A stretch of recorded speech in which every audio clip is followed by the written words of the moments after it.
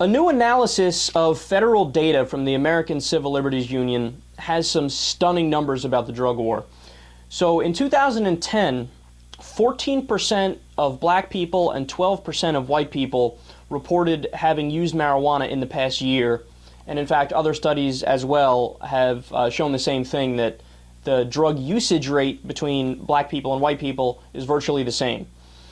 Yet, blacks were arrested at a rate of 716 per 100,000, while whites were arrested at a rate of 192 per 100,000 in 2010 for marijuana use. Now, let me stop there for a second. I mean, right off the bat, that should just send up red flags. You should be thinking, that's kind of questionable. That appears to be racist. But even if that's not enough for you, I'm not done yet. There's much more here. Since 1990, marijuana possession arrests have increased 193%, tracking the spike in overall drug arrests and an inflated national prison population. But the increase in marijuana arrests has come almost entirely from increased arrests of blacks, while arrests of whites have remained constant since 2001. So since 2001, the arrest rate for white people virtually the same. For black people, it has spiked 32.7%. Okay, that's not within the margin of error. You know how polls always have that? And it's like, oh yeah, plus or minus 3 percentage points. 32.7% spike.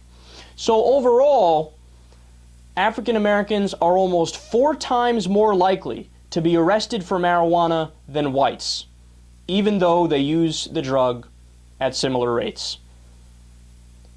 That's stunning. Now, when you add this to the plethora of other studies that come back saying the same thing, whether it be the study about the death penalty, for example, where if it's a white person and a black person who commit the same crime, it is much more likely that the black person, the court will go after the death penalty for the black person. I mean, other studies that have showed clear racism. There was a study where there was a traditional black name on a resume with the same resume as a white-sounding name, and the black-sounding name got significantly less job offers than the white-sounding name. Same resume, same job experience and everything else. The study of eBay and online shopping, where there's a black hand holding an iPod and a white hand holding an iPod. The black hand got significantly less hits, even though the price was the same and everything else was the same. I mean, I don't know how much more evidence one would need in order to see what's going on here. And by the way, am I asserting that, you know, it's a covert plan, that it's a conspiracy where government officials are sitting in a smoke-filled room twisting their evil mustache saying, "Whoa, we will go after African Americans." Whoa. No, I actually don't believe that. But there is a pattern here. What is the pattern based off of? Look, a lot of it has to do, keep it real, with societal and cultural expectations.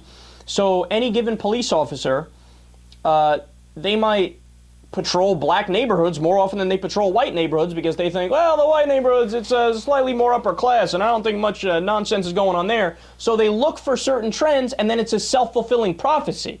And they say, oh, well, blacks are, of course, what did you expect? They're the ones doing the crime more often. Well, not really.